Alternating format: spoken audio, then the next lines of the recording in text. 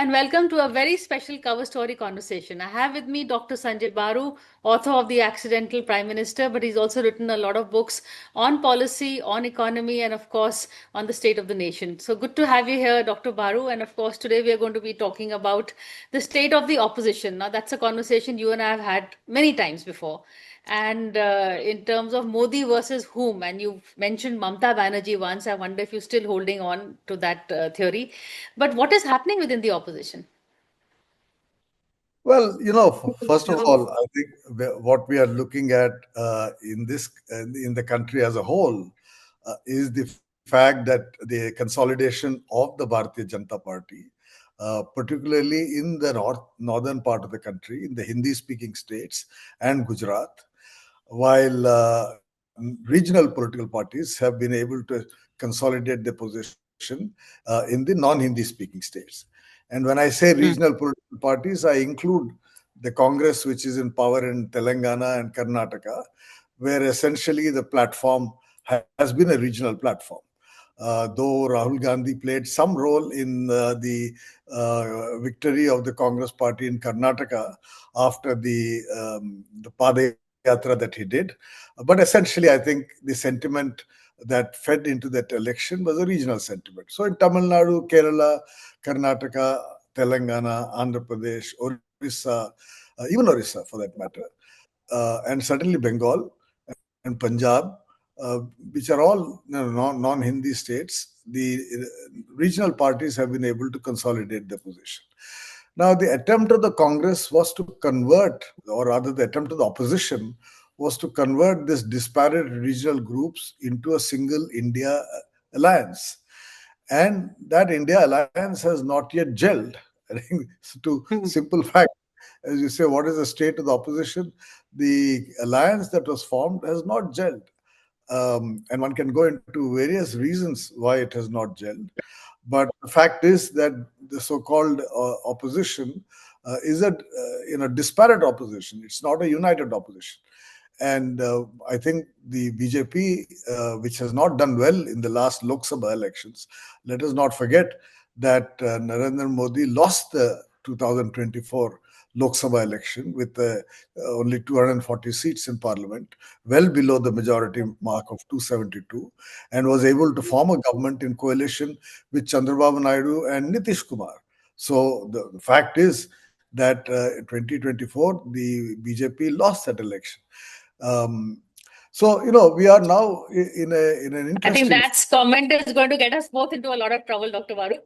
But that's factual. I mean, it's not an opinion. It's a factual statement that not getting 272, the BJP lost the election because it did not go into that election as a coalition essentially. And Naidu and well, Nitish was part of the coalition, but certainly not Chandrababu Naidu. Came on board much later. But the point is that they've been able to consolidate themselves with victories in assembly elections after that. Now, the critics of the BJP say that they have been able to consolidate themselves, misusing the election commission and various bodies of the government, as well as by offering a range of SOPs, as they're called. But whatever it is, I think the BJP has been able to consolidate itself over the last 1 year after having lost the Lok Sabha election. So we are now in a situation where the opposition has to sit back and think of a new strategy, the India alliance, that is. And I think everybody is waiting to see what kind of strategy they will evolve. So how do you said that in terms of the election 24, if the BJP lost the election, then the India Alliance did have a good strategy, whether it was, Dalit reservation or the thing that constitution khatre mein hai. Should they carry on this theme, or now is it time to, what kind of strategy, what kind of, in terms of election narrative can the opposition come up with? I think this is the fundamental question. I think what has happened actually is that, from the 1940s, 50s, right through to the 1980s, the Congress party was seen as the natural party of government.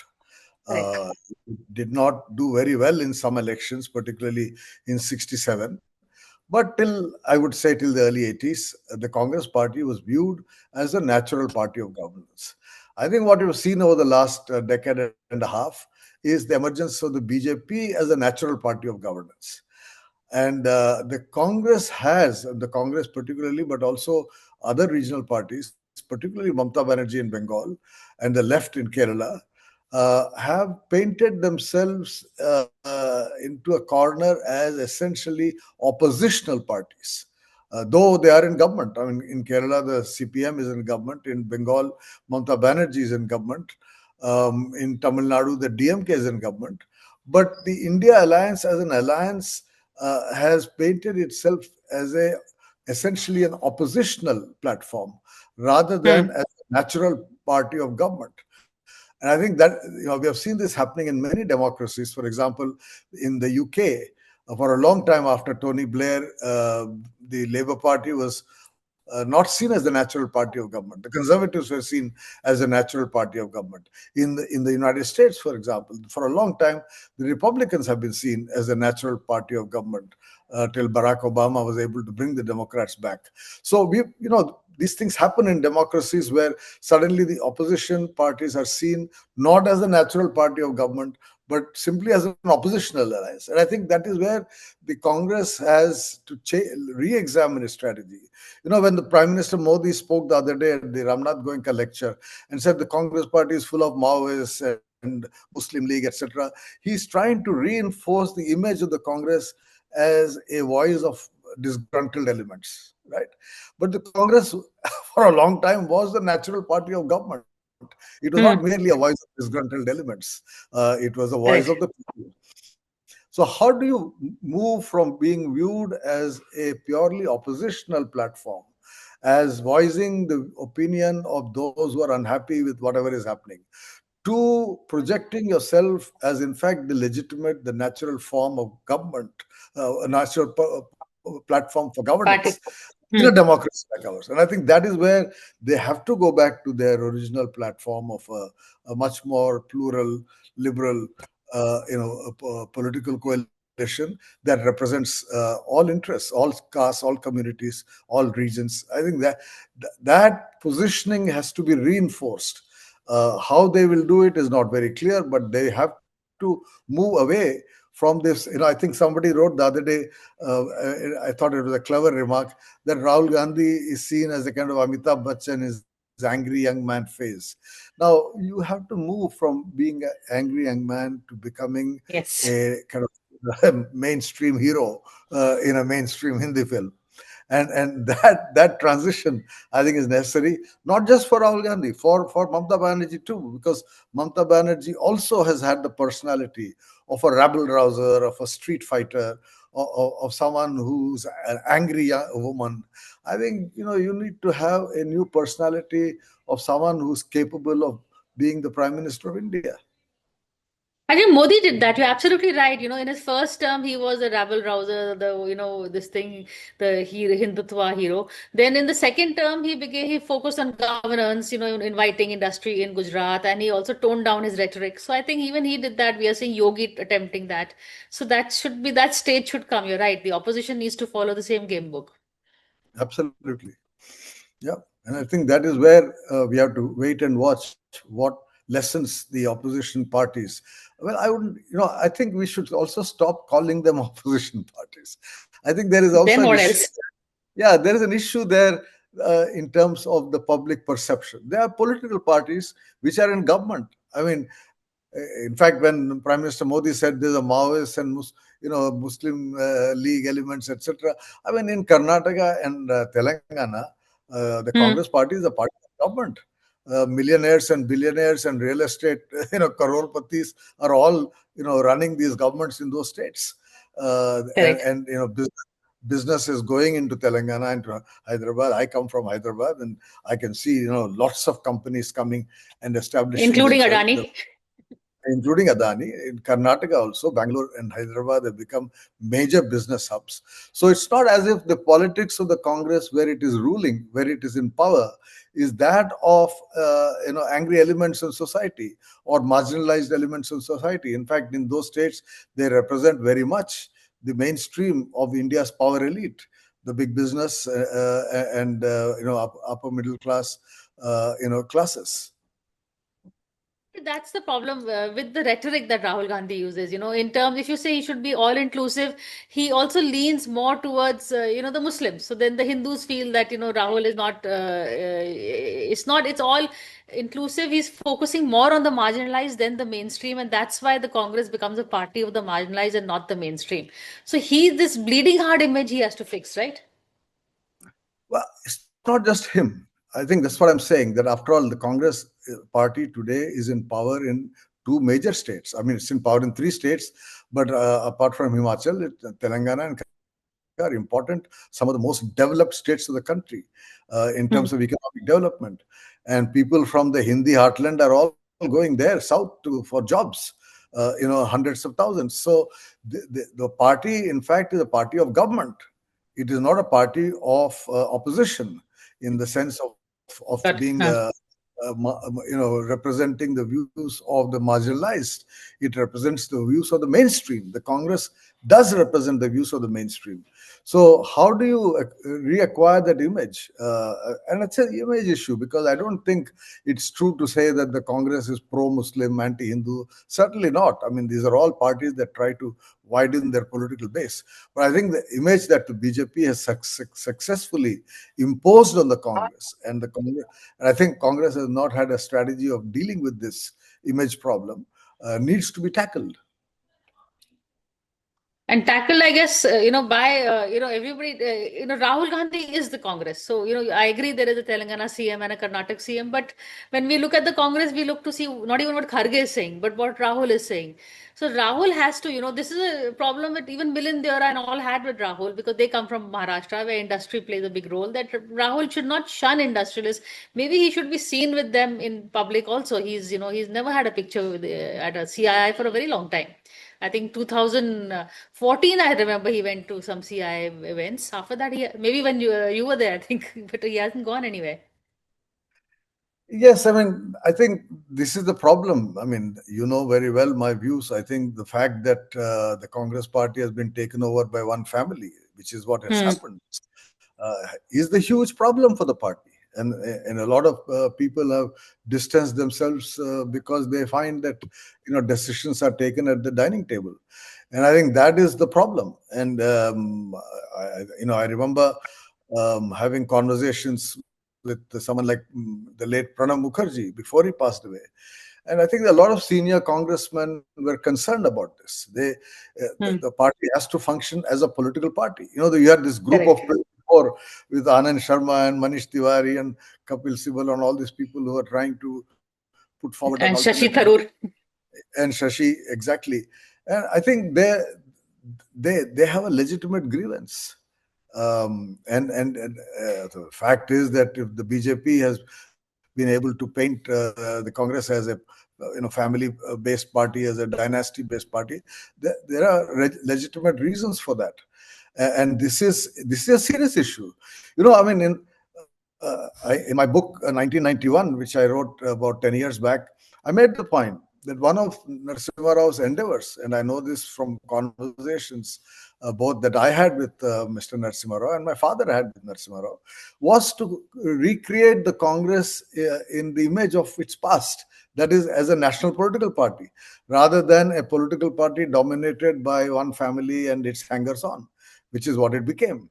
And I think the rift, whatever was there between Sonia Gandhi and Narasimha Rao, was partly because of this feeling, probably, that Narasimha Rao was not preparing the ground for the dynastic transition, while Right. Prime Minister Manmohan Singh played along with that transition and facilitated that dynastic transition. That is true, actually. But now it's become, not just dynasty, but this team Rahul. That is, I don't know whether you heard the word, the Jai Jagat gang, which is, Rahul and his, whether it is KC Venugopal, Praveen Chakravarti, Sachin Rao, all of them apparently have this WhatsApp group where they sign off with Jai Jagat or whatever. But so this is the gang, Meenakshi Ratrajan, that is ruling the Congress rather than old people who've come up from the ground, old not in age, but Yes, in terms of experience. absolutely, absolutely. I think that is a serious challenge, organizational challenge for the party. And I mean, let's again go back go back to the two states where they're doing well, Karnataka and Telangana. In both states, the party came to power because of grassroots leadership. Whether it is Correct. Siddaramaiah in Karnataka or DK Shivakumar or Revant Reddy, these are all grassroots leaders who are able to mobilize the party at the time of the election. Now, you need those grassroots leaders in every single state. The days when you could get into power merely with one leader at the top are gone. Even with the BJP, I think that phase is over, where only Narendra Modi could deliver victory to the BJP. I mean, you have seen in Mm. many states the growing role of local leadership.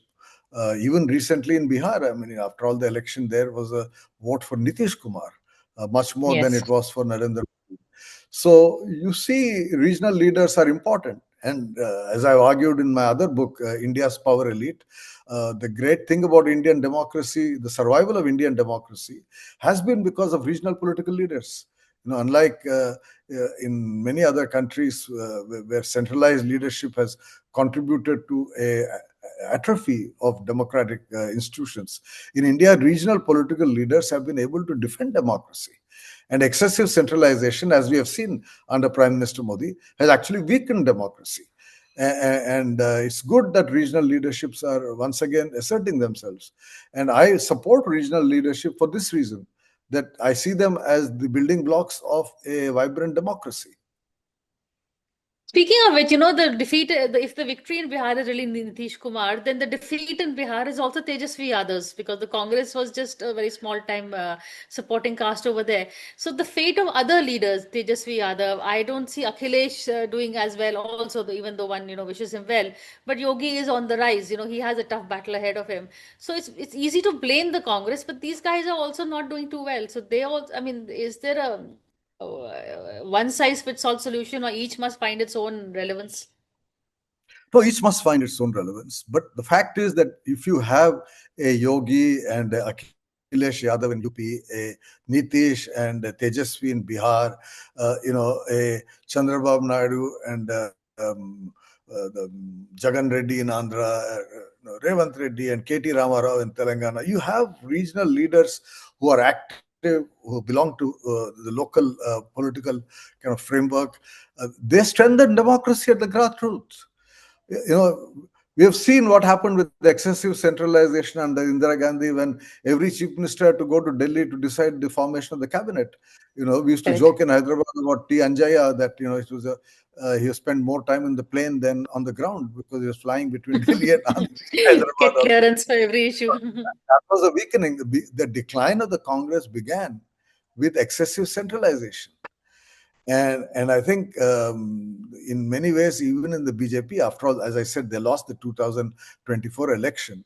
So if you want to understand why did they lose 2024 election, maybe one reason, and I've not studied this, but maybe one reason was the excessive centralization that was happening under Prime Minister Modi. And maybe he has learned that lesson in allowing someone like Mr. Fadnavis in Maharashtra much more space today than maybe he had in the past, or in allowing in Bihar Nitish to become the chief minister, because I think you even the BJP has suffered from excessive centralization.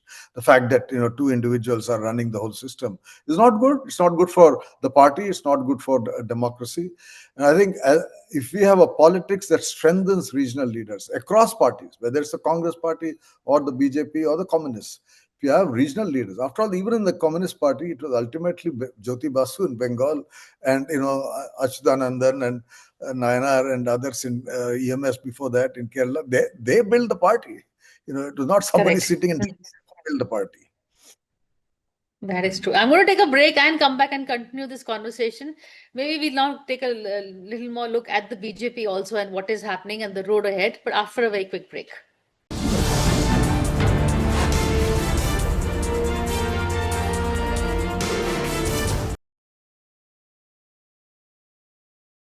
Hello and welcome back to a cover story conversation. I have with me Dr. Sanjay Baru. He's the former media advisor to Dr. Manmohan Singh, former editor and policy wonk. And of course, he's written books on Narasimha Rao, on Manmohan Singh. Good to have you back, Dr. Baru. We were talking about the Congress and, as you said, the opposition, but the BJP also, is Do you see a road ahead? Do you see any successor being groomed? Would it be Yogi, or there is still, it is going to be back to Modi in the next election? Well, I don't think political parties groom successors. I mean, that was what Sonia Gandhi tried to do with Rahul Gandhi, and I Rahul. think not yet succeeded. Grooming is not what happens. The fact is that you have to claim leadership. Narendra Modi claimed leadership from the earlier generation of L.K. Advani and Murli Manohar Joshi and others. In many Right. ways, you could say Indira Gandhi claimed leadership from those who are a father's generation. So you have to claim your leadership.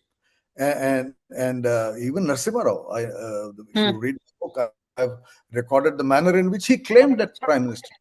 So in Right. politics, you claim leadership. You can't simply say, okay, X is growing old, so he wants me to take over from him. It's not like joint stock company. Uh, from one generation to another, you pass on the political party. And I think BJP today has this challenge in front of it. So the I've next been leadership fight would be. No, it's not about leadership fight. I think that you need a leadership transition. I mean, the fight will happen at some point. It has to happen.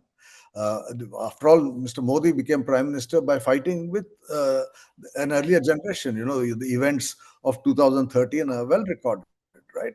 And he had allies like Arun Jaitley and Manohar Parrikar, etc., and Rajnath Singh who helped him in that political fight. Now, we don't know who's going to challenge him now, but somebody has to challenge him. That's the way political parties grow. That's the way transition happens.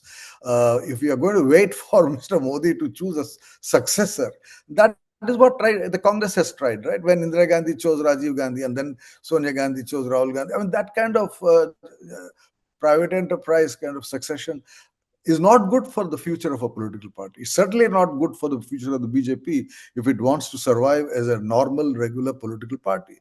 By allowing one person to control everything, the party cannot really have a future. So you need other leaders to come forward. You need them to play a role in daily political life, whether it's Yogi or Rajnath Singh or whoever it is. I have no idea. There are other younger people in different parts of the country. Uh, they Let's need not to forget start. Amit Shah. Hmm. Yeah, sure. They need to start thinking about the future and in what way they would like to see a transition happening. And that is healthy democracy. I mean, that should not be seen as some kind of a revolt and upstaging of the existing leader. But you need a transition strategy for any normal political party. But 2029, in all probability, as things stand, would be fought under Prime Minister Modi. He's not stepping aside anytime soon. Well, I don't know. It's too far away. Let's see what happens. Right? On that note, before I let you go, one individual who's always been of great, this thing in terms of headlines and a lot of interest in him is Dr. Shashi Tharoor. Where do you see him going? He's been making comments, but I think he's still his best bet is still with the Congress, isn't it? I don't know. I mean, I have no idea what Shashi's grievance is and what his plans are. He's certainly someone who's very articulate, is very visible, and such people always have ambitions, which political parties may not be able to easily accommodate. Let him deal with his problems. But I think the issue on which I would like to end our conversation is really to see what happens to Mamata Banerjee, because we haven't really spoken about it. You recall That's the true. fact that at one point I had said that she could be a potential leader of the India alliance. I don't think she was able to make that case for herself very effectively in the manner in which she governed West Bengal. Now elections are due very soon in Bengal. Whether she would be able to survive this election or not is not clear. But certainly, she's someone, as a woman, the only important woman political leader in the country today, and someone who has set up base in Bengal.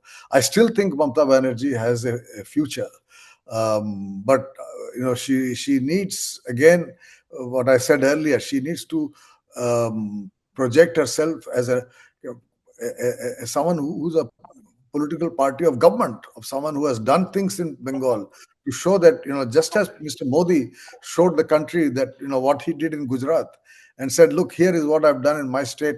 I can do this for the country. Now, whether he did it or not for the country is a different Yeah. question. But certainly you have a track record, right? And that track record, how will Mamata Banerjee convince the rest of the country about her track record in Bengal? I think this is what we have to look for in the days ahead. A model of governance, so to speak, in terms of. But she tried, last elections, when you mentioned that she is the only credible leader to take on Modi, at that time we were also looking at her as a sort of prime ministerial contender. And she Yeah. also looked at herself like that. She tried to go outside Bengal, but very little success. Well, I think we can discuss what strategy she had in mind. I think it was a mistake for her to try and contest outside Bengal. I think what really the India alliance could have done, and this is what Hmm. I wrote in a couple of my columns, is to have brought back all the former congressmen into one, political party, Umbrella. rather. Yeah, not just into a loose coalition like India Alliance, but into the Congress party with Sharad Pawar and Mamata Banerjee and so many others who have left the party. Bring them back and revive the Indian National Congress as a political party, not as the personal property of one family, not as something where only members of the family will dominate at the national level. That, I think, that was the undoing of the Congress. If you want really an alternative to the BJP, Congress has to reinvent itself as a normal political party, which means actually bringing former congressmen back into fold and giving leadership to whoever is able to establish themselves. I don't Mamata know. Banerjee as the Congress president, I think that would be a formidable challenge to Prime Minister Modi That in was that my sense. argument 5 years back, if you remember. I mean, though I think she's disappointed us a bit in these 5 years, but certainly that was my argument of 5 years back, that she should have been made president of the India Alliance. No, but even as if she comes back to the Congress and as the Congress president, then she has an organization under her, and she herself is a formidable player. She has a model of governance in West Bengal, as you pointed out, to pitch against his Gujarat model. It would have been a good fight. Yes, and You're there are right. many congressmen. There are many congressmen I know who have a high regard for her. You know, so they would all be enthused. I think we saved the best bit for the last, really. This was, in fact, a very good note to end on. Thank you so much for this conversation and hope to get you back again soon. Thank you, Priya. Thank you. All the best.